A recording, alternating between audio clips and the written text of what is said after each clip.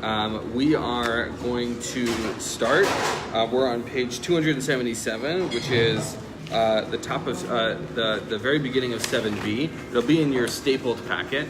The other things I handed to you were an outline of the calendar as well as the very first Mishnah. Because what I realized is that we are referencing this Mishnah over and over and over again, and we don't always have it in front of us. So I thought I'd bring it in front of us. So why don't we do that? So if you're in the book, why don't you turn to the first Mishnah? And everyone turn to the first Mishnah, which is on page 249 in the book. And we're just going to read the first two paragraphs, because this is about as far as we've gone in the Mishnah. Can I get a volunteer to read for me? Go for it, Rich. At the very top, sir? Yeah, just the first two paragraphs. Okay. Mishnah. They are 4 days in the year that serve as the new year, each for a different purpose. On the first of Nisan is the new year for kings. It is from this date that the years of the king's rule are counted. And the first of Nisan is also the new year for the order of the festivals, as it determines which is considered the first festival of the year, and which the Right, so we spent a bunch of time talking about when does a king become elected, when's the first year of their reign, when does the second year start, how do we count that? And then we spent a ton of time on the vows question, which is, what are the festivals, in what order? That was sort of the implication of this new year for festivals, right? Who cares if we start with Sukkot or Passover first? Well, it matters if you're making vows, right? And then we're going to dip a little into this next one. On the first of Elul is the new year for animal tithes. All the animals born prior to that date belong to the previous tithe year and are tithed as a single unit, whereas those born after that date belong to the next tithe year. Rabbi Elazar and Rabbi Shimon say the new year for animal tithes is on the first of Tishrei. Great. So we're going to read a section. So we're going to come back to that because the next section actually doesn't quite hit the Elul tithes, but I wanted it in the back of your head. Okay, so we're going to come back to it. All right, now turn back to your packets.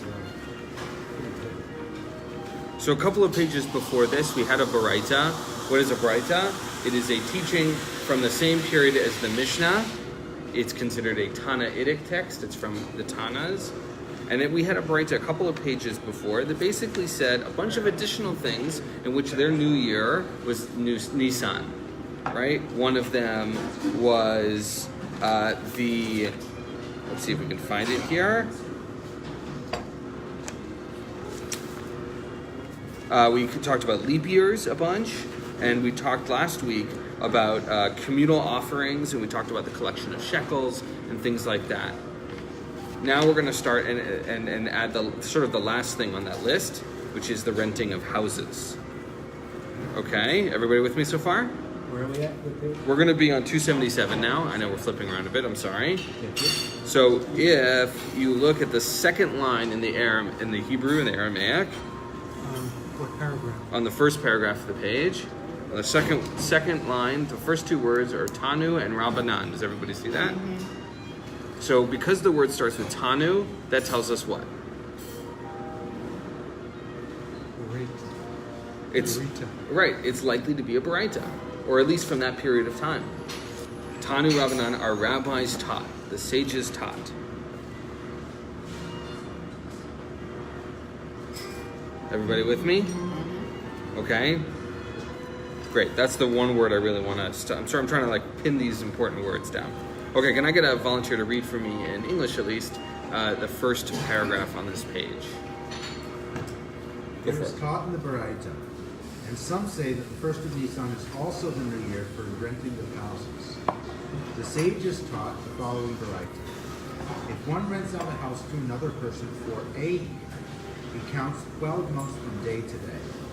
But if he said that he was renting it for this year, then even if the agreement was made only on the first of Adar, once the first of Nisan arrived 1 month later, it is counted as a year, and the rental contract comes to an end. Great. Thank you. We have two statements. What's the first one? If you say you're renting it for a year, it goes from date to date. Right? When I say I'm renting it for a year, 12 months. Okay? And what's the second part? This year is until that year ends, so it could be 1 month, it could be 2 months, it could be whatever. Right? We say this year is the year we're in. Yeah. Although I would also presume that in the first case, right, it says that it's, right, 12 months, right? Even if it's a leap, right, it's 12 months. Whereas in the latter case, when you say this year, that could potentially include the 13th month. Good point. Do you think if they were doing a rental agreement, that they would specify it if it's in a leap year? They might not be aware of it. Is the leap year the only question? I don't think it's the only question, but it is a good one. Is there I'm another- dying to find out Is there what comes next. no, but is there another case in which these two are different other than a leap year? You might Seems want to like rent your it's house out someday when Well, you no, retire. because it's Well, so- whether it's 12 full months. Or maybe we go to snow and ice now. You wouldn't rent? No, my dad. Wait, so let's have one conversation. Let's have one conversation.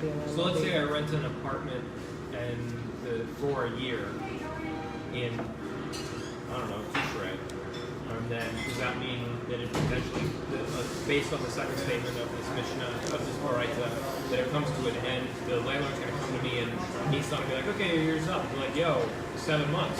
Did he rent it to you? A year or this year? Exactly. Now I get it. Right. Now I get it. Right, so that's the That's question. crazy. Those are two different statements, right? Which is one is a stipulation of a year versus I'm renting it for the rest of 2018 So or there's some 2019. That's not what it questions. says. It says for the rest of But this if you year. say it that Specific way, by the way, you're being specific in a way. That's fair. that would Law include the doesn't. leap That's year fair. too, though. That would include the leap My year. landlord's gonna roll in 6 months and be like, yo, your year's up, get out. Right. And I'll be like, yo, you said I get this apartment for this year. That's 12 months. And he'd be like, no. I mean, like, Nissan is up, homie, get out of the apartment. Correct. That's a problem, I think. So there are two clauses here. One of them has some loose ends. The first one has some loose ends associated with it, and the second one is like, I wonder, why is it even discussed? It's so arcane, asinine. Why is it even discussed? So, I'd really like to see what comes next. So let's imagine for a moment what's the so I think the first one seems sort of straightforward, and we can imagine that case. What would be a case that we can imagine for the second part, the second clause, where someone says this year? A student that comes in on a certain, Yeah. and their term is up. Right. Right, I'm a student till the rest of this year. I'd like to rent an apartment for the rest of this year.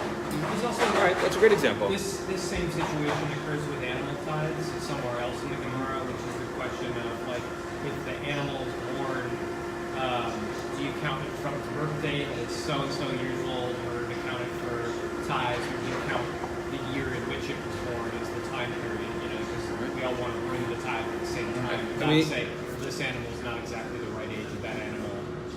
Right, we encountered the same circumstance when we talked about kings. If you got elected as king at Adar 1, in the first of Adar, by Nisan 1, it was year 2. But the renting is another thing. If a landlord isn't sure what the tenants are going to be like, he could say this year and gives them an out to get rid of the first. It also Nisan gives of their. the tenant an out to get rid of the landlord. Uh-huh. So there might be a protection element. I'm sorry? The tenant's 11, so you need to get them out before Pesach. Nice. We're now with with 1 month to go before Passover. All of those jokes are appropriate. Okay, so Joe, why don't you keep reading since you are absolutely ready? But I want to point out before you do an important word. So I want you to look at the second word. So it's a filu, even, lema'an de'amar. Le is a preposition, so it means to or for. Ma'an is the Aramaic word for who, W-H-O. Right, so this is even for the one or who de'amar says or said. Right, so we're going to identify a particular person's opinion. Does that make sense? So even for this person who said, right? So like, it could be or we're talking about favorite colors, you could say, well, even for the person who loves color blue, purple's not so bad. Right? That's the kind of construction we're talking about here. Does everybody see that? Okay, go for it. The Gemara comments, even according to the one who said that one day in a year is considered a year. Well, So when we talked about kings, that's what the case was, right? If you were elected to king on Adar 31 or Adar 30, whatever it was, That's always the year. Nisan 1 would be the first day of your second year. Does that make sense? According to that argument that was there. So according to the person who holds by that. it is different here with regard to rental halachat, as a person does not take the trouble to rent a house for less than 30 days. We'll keep reading, just to make sure we get the full thing here. Nobody wants to comment? That's not true nowadays, but you know. Well, so we'll keep reading one more line and then we can stop it. Therefore, Yeah. if one rented a house after the first of Adar, the remaining days of Adar are not considered a full year. Right, so that's Rabbi Steinsaltz clarifying. Okay, I don't know about that. how do we feel about this? So, even for the person, right, we're narrowing the position. Even if your starting point is a day can be considered a year. Right, so we had those different camps in terms of coffee, or I'm sorry, even if you were the person who held by the king being elected for one day counts as a year, right? We're narrowing it to that person. This is still different.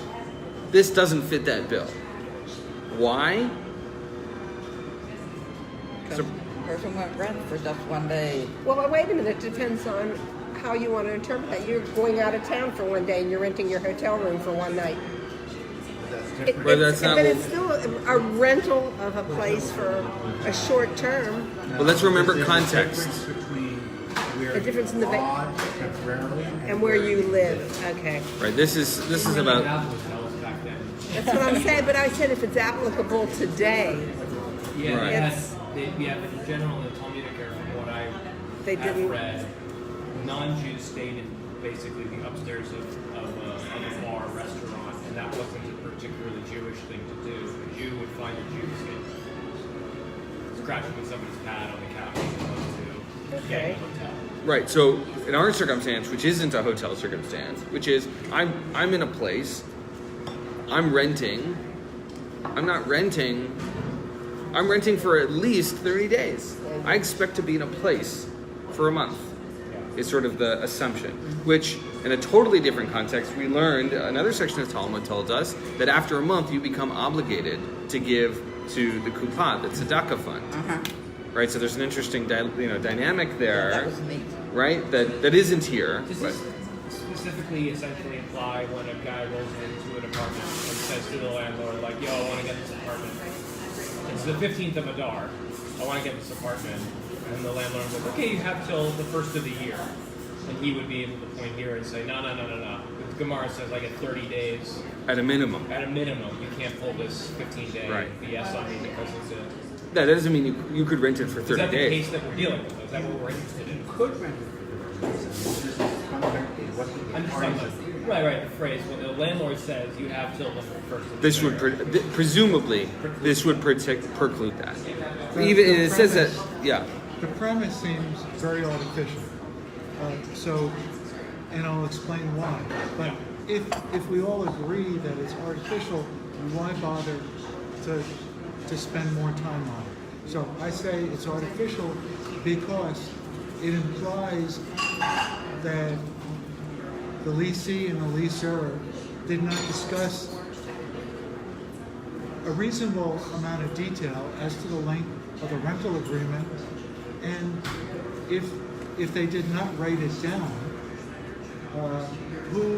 who's really going to be able to prove what was said come 29 But or 199 days later? But in those days, did they really write everything down? Did they That's have, it. there was no pen and paper to... I mean, there were definitely contracts. Definitely contracts. Oh, yeah. Whether or not they were every apartment was leased this way, I can't say. They're definitely contracts. The other thing, of course, is, and I don't know which word is translated as rent or rental, but some knowledge of that word and its archaic meaning could make all the difference here. For sure. So I think let's if we take the lens of this and say like, okay, what are the values or important kind of essential ideas, right? Since we're not going to be able to necessarily pull apart every circumstance because it doesn't give us that much. What do we know in terms of the value that this is teaching us? So we know what. To be specific. All right. So there's a value of being specific. A year versus this year. Yeah. Great. What else? Person doesn't spend the time to rent a place less than 30 days, right? At a minimum, a person can expect to rent a place for at least a month. And the Gemara is using logic here, which is saying Right, no verses so there far. There are cases in which it's not practical to obey the letter of the law. It would be insane. Perhaps there's something about the Hebrew word or Aramaic word for rental that implies a longer-term lease. I don't think so. The word, I mean, one sense of the word is like a reward, right? But it has a sense of reward exchange. I don't think it carries with it a sense of return. The same word is used when you pay employees. There's a whole separate section of the Talmud which talks about Hasofer and Topoli when you rent workers. Right. So here's the Paying for a service is, I think, the basic principle behind it. I think- Rent is a funky word. Right. So here's the distinction. At the very beginning, it says, if you look at the Aramaic in the first paragraph on the page, it says, V'yeshem rim. There are those who say, af, even, lis chirut batim, in the renting of houses. Okay? Then let's look at our text, the second paragraph. We're on the third line, second word. It says, lamegar. Does everyone see that? It is my understanding the word lamegar comes from the word lagur, which means to live. Meaning to say a person is not spending the time unless they're going to live in a place for a month. So it doesn't say the word rent, so that's an interpretation. But it's important for us to recognize it. So that's certainly relevant, right? That's why we always want to learn as much as we can in the original text, which is to say that this is about the person who's renting. This is about the renter, not the landowner. Right? This is about a person doesn't expect to move in 2 weeks. They expect to live in a place for a while. Let's keep going. So look at the Aramaic once again. First two words. This is ve'ema tishrei. Ve'ema, and you can see the exclamation point. And ve'ema comes from the word amar, which means say.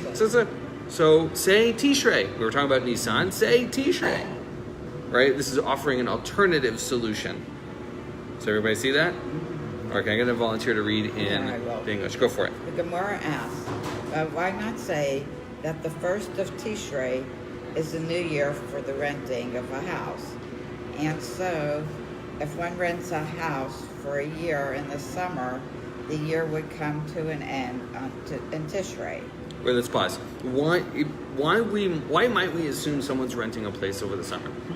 That's a premise that this is starting with. Why might that be? Beside the beach. It's in It's your the vacation. ocean is there. It's your vacation. Okay, so maybe we're talking about vacation. I'm not sure that would necessarily fit the normal person at this time. Someone who's doing seasonal farming work. Could be seasonal farming work. It's also between holidays. Well, after Shavuot and before the fall holidays, it's kind of a time off a little bit, although there's a fast day or so in there, but maybe it has to do with the holidays. Yeah, so maybe that there's time between the holidays to make this work. I would also add, the summer is probably an easier time to move. It's probably easier to travel during the summer. It might be hot, but the roads are probably easy to travel. Right. Okay. Right, dusty but not muddy. Not muddy. Right, exactly. All right, keep going. The Gemara answers, a person who rents a house without specification intends to rent it for of the rainy season until Nisan, when the rainy season comes to a close. Okay, so when is our rainy season, or at least rainy season of Israel, or this winter. context? Okay, more specifically, right? We're talking about the end of the holidays, the end of Tishrei. Yeah. In our prayer book about the day when the rain. Right. Yeah. We don't want to pray for rain. There's a whole section in Masechet Sukkot, at Sukkah, about not wanting to pray for rain too early in Sukkot, because then you've rained on the Sukkah, as it does here, right? Too much rain is no good. Exactly. Anyway, So, what else? What have we learned here about renting, months, years, values? Yeah. Well, I mean, I think part of it has to do with that idea of seasonal work, right? That during the agricultural season, right, people might be moving from field to field. They might be, staying temporarily by, for planting and for harvesting. They're going to be staying someplace where the fields are, but that they may go home in some sense and therefore need a place for the rainy season when there's not agricultural work. Absolutely. See you later. Have a good one. So there's something about the practicalities, right? Of labor, of travel, around not wanting to. If it's going to be raining, it's going to be hard to find work potentially. It's hard to travel. It's not going to work. So the assumption being is that Tishrei is off the table. The assumption is that we're not going to be starting a move when it's raining out. Yeah. another question. The implication is that there's money changing hands, but there's no mention of money. Are there other places? I would absolutely assume so. Yeah. Okay. Yeah. And again, the use of the word sverut, right? And to rent the word to pay. So it's the idea that somebody is providing something for the other, and in exchange you're giving. There are absolutely labor laws that are outlined in the Talmud. I have to imagine rent and housing falls into that. I can't think of a text off the top of my head, but I would assume everything's in the Talmud. There's something shows up somewhere. But that'd be an interesting question, right? If we wanted to dig deep into housing, I'm sure there are texts. I wouldn't be surprised. Probably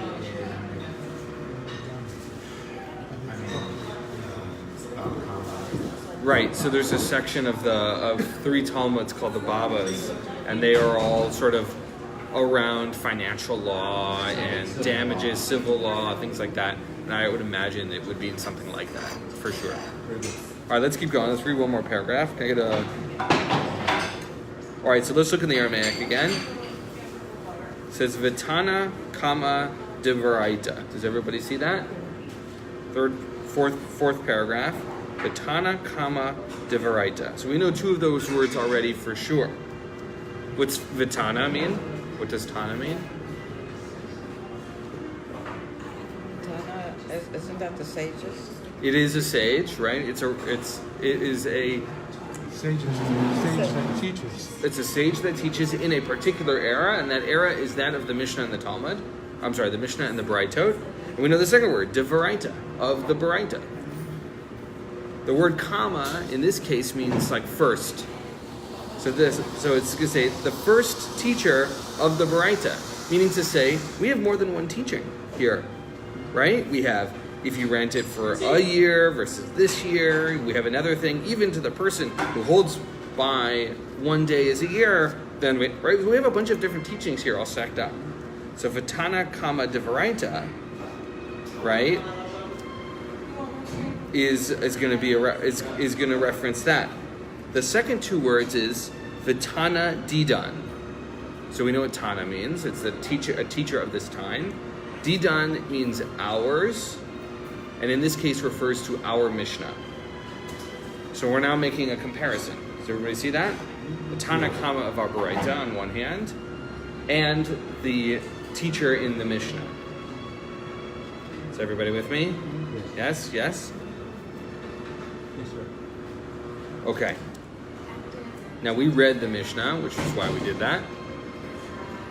Who hasn't read? If you haven't read Yeah, yet. I'm ready. All right. Okay. The Gemara asks, so why didn't the first Tana of the Baraita and the Tana of our Mishnah include the first of Nisan as the new year for the renting of houses? Right. So if we look back at the Mishnah that we read at the very beginning, renting of houses isn't on that list. Why not? Keep going. They hold that even in Nisan it is common that the sky becomes covered with clouds and rain falls. Therefore, one who rents a house does not have in mind to rent it only until the first of Nisan, as presumably he does not want to find himself in a situation where he's homeless when it's still raining. Okay. Now, I'm going to read the note on the right side because I think it's useful. It is common that the sky become covered with clouds. The word kitre means knots, and the sky becomes tied up with clouds that bring rain. Measurements taken over several decades in Israel indicate that a significant amount of rain falls in the month of Nisan, especially during non-leap years. For example, Jerusalem averages more than 29 millimeters during Nisan, which is about 5% of the annual total. A little science to plug that in. So the question is this: why was this not originally mentioned? We have this whole very brief discussion about, well, first of Nisan is a new year for renting of houses, but it's not really. There's sort of circumstances where it's not it's not a hard and fast rule, right? Everybody with me? And the answer they give is sometimes it rains in Nisan too, or at least a significant time it rains in Nisan, which tells us what?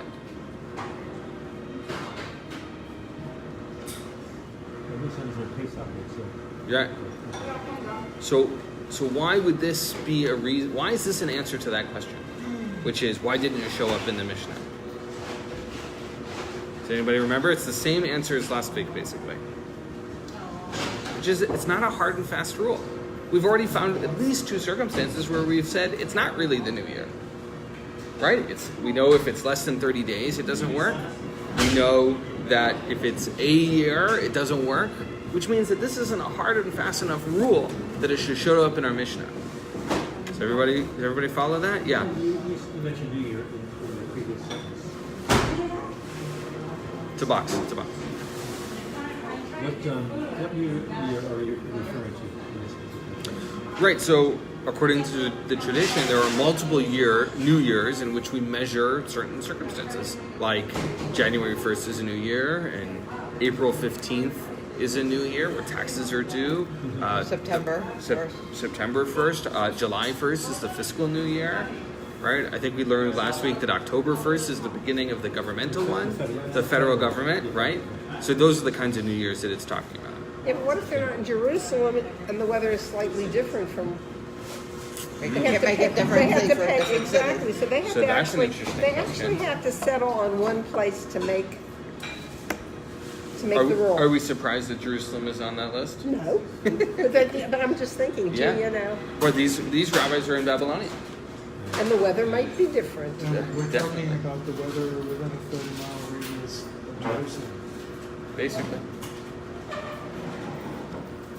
So on one side, right? So on one side, we're learning a little bit about the Talmud, the meta conversation, which is we have a rule. It is not applicable enough of the time for it to show. It didn't show up in the Mishnah. And the rabbis want to know why not? Why didn't it show up there? Right? And the answer is, well, it's not strong enough. The rains happen. It's not happening enough times as consistently as we might imagine those Mishnah examples did. Does everybody follow that? No. Okay, let's try The another one. law of averages. Okay. If we have a teaching in the Mishnah, what do we want it to be? We want it to be consistent. It's the rule. All right, if it's in the Mishnah, it's the first rabbis, we want it to be hard and fast, strong, solid rule, right? No, you don't think so? It's all over the place. Well, yes, we want it to be. We want but it never is, but we want it to be. Right, that's a fair distinction. I'm sorry. No, don't be sorry, right? So we want it to be the case, but it's not. Okay. And so the rabbis are uncomfortable, which is we have another teaching that makes this a new year in Nisan. So the question is, why do we have two separate teachings that have different lists for the first of Nisan? We have this one, well, it's from a couple of pages ago, which added new leap years and shekels and renting of houses, and the Mishnah, which didn't have any of those things. And here, the answer is, even in Nisan, it's common that there's going to be rain, and so we're not sort of consistent in terms of holding people to the first of Nisan in terms of renting houses, right? Does that make sense? I'm going to push on that math Please. a little bit, though. On the rain. Right, because I mean, it says 5% of the total. And if you figure the rain's over 6 months, right? Because you have wet season drought. So the average month in those 6 months is going to be about 16%. So 5% is a little bit of rain, but it's not. The average month is going to be triple. Yeah. That being said, what month in English? This is. I'm not disagreeing with you, but I'm going to add a wrinkle, which is what month is Passover normally in an English month? Let's say April. it's normally in April. Let's say plus or showers. minus, right? That's exactly where I was going. April showers bring May flowers, But right? that's here. That's not true. there. That is true. That's true. That's still northern hemisphere. So the argument that I'm making with that is such that April is a time at least we have an association with rain. You're probably right. Maybe it just rains on Passover, right? And that's what makes me think of it, right? But meaning to say is they're uncomfortable with the fact that it didn't show up. They're trying to find a good reason. And the good reason is Nisan is not a good new year for renting of houses because it rains. And people don't want to be moving around when it rains. And I don't want to move around for Pesach. Right, and because this rule is not going to be consistently applied enough, that's the reason why it's not. That's the argument I'm making. At least. Let's go over climate change. So this is written Yeah. down somewhere between the 1st and the 4th century. Correct. And we're discussing the tradition at a period of time that was Different than ours. 700 years before. More than that. I'm not sure I'm following that part. How long ago was this written? We're discussing a time that was 700 years, give or take, before the stuff was written down. Let's assume that there's at least a couple of centuries where this is common practice, right? This stuff doesn't exist unless it's common. Let's go with that. So the historical record shows that the Fertile Crescent has been drying up. It's been drying up for a long, long time. There could have been a change in rainfall between the time this was written and the period that was discussed. I mean, what we call Israel today, there's a record that was drying up then. It's continuing to dry up. Right.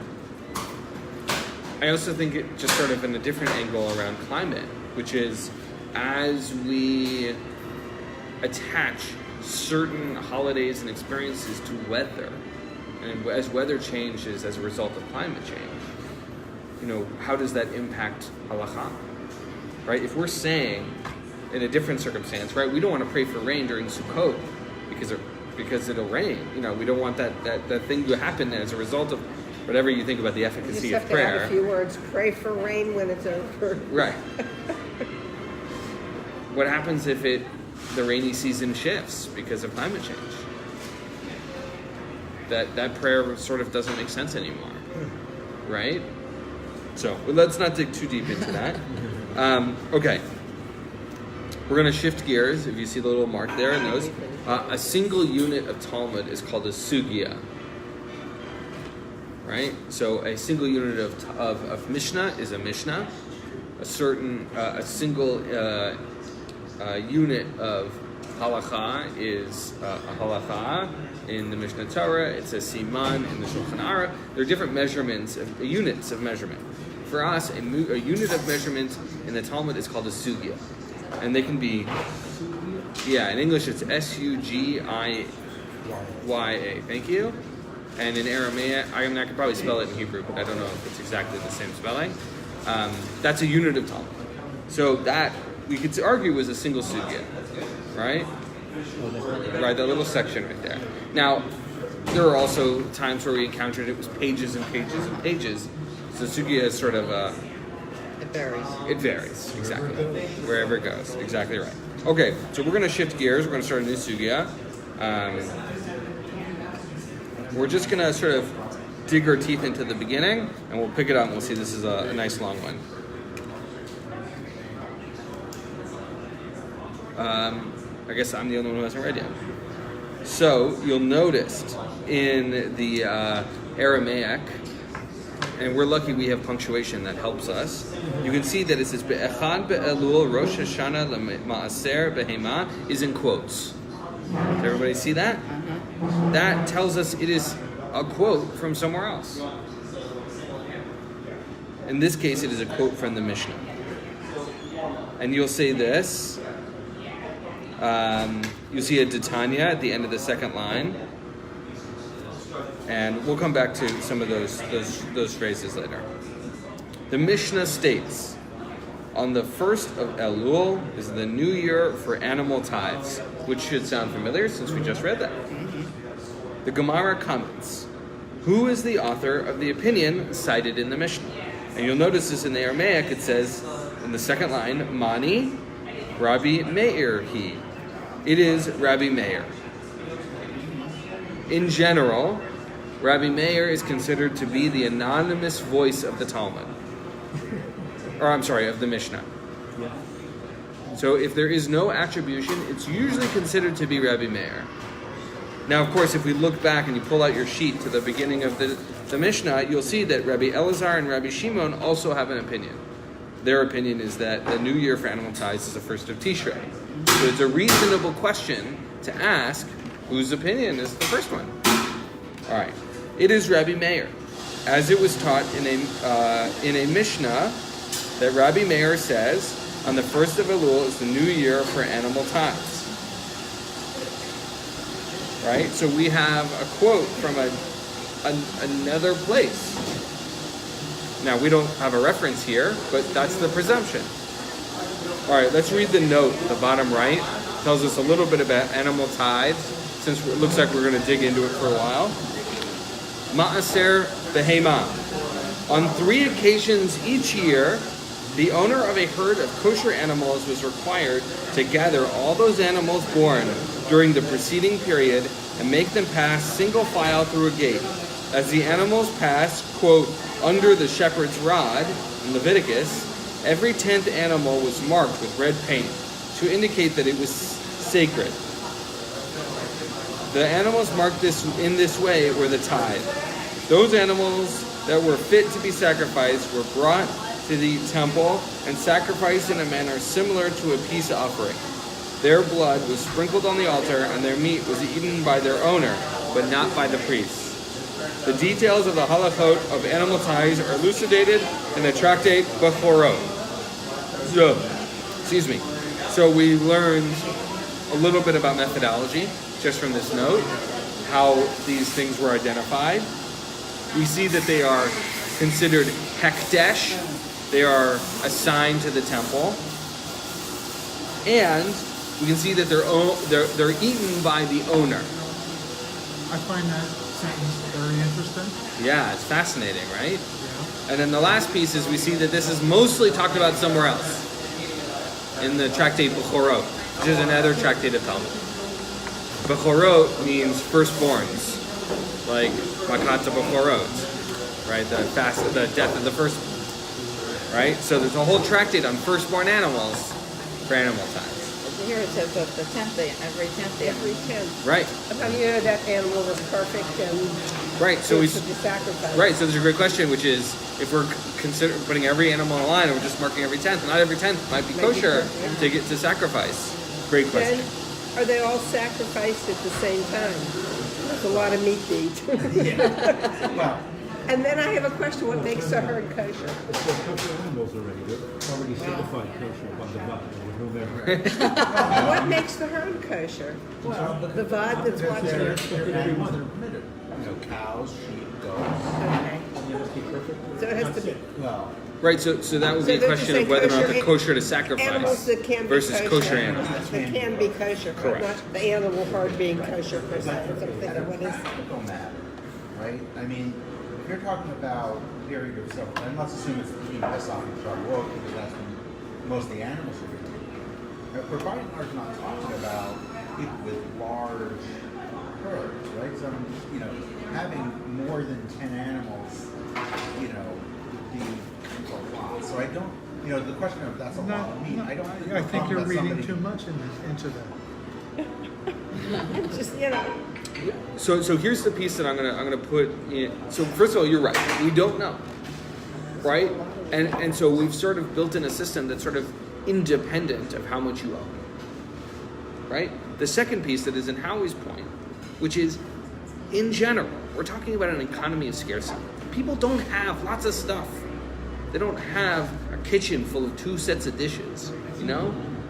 We're talking about people who are almost never eating meat. So Right. that makes the next to the last sentence of the paragraph Relevant. of interest. Yeah, absolutely. And I'm willing to guess we're not going to spend that much time learning about this mitzvah, because the context of this is the New Year's, remember? We'll get enough into it to learn something. That's the funny thing about Talmud, right?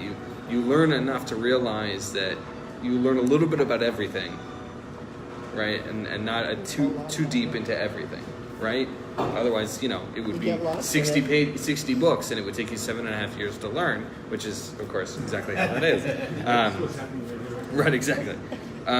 So you know what? What we're gonna do is I'm gonna stop us there, because I don't want to dig too deep into something that we're not gonna be able to really get into. But let's just quickly review. We talked about the new year of Nisan and ended really our discussion of this first part of the Mishnah that we were originally discussing about the month of Nisan. We've really done that, which is pretty amazing. Right? We're on page 7b. We spent a ton of time on the first sentence, basically, and we did it. We really learned all of that. Second, we learned about some values around rental. Right? We learned about what values are important. How long is it expected for someone to live in a place? 30 days at a minimum. And we learned that a lease is ideally a year, right? Watch how you phrase things. Right. Be careful Exactly. what you sign. And then the last piece is that there's a conscientiousness in terms of where people will be living during the rainy season. There's an awareness of not wanting people to be outside during the rain without a place to live. And I think that's a really important thing, which we didn't spend that much time on, but a really valuable piece of Torah that we can sort of walk away with, right? That it's really important, that housing is important, and it's important for people. Okay, good learning, everybody. Good learning to people on the internet.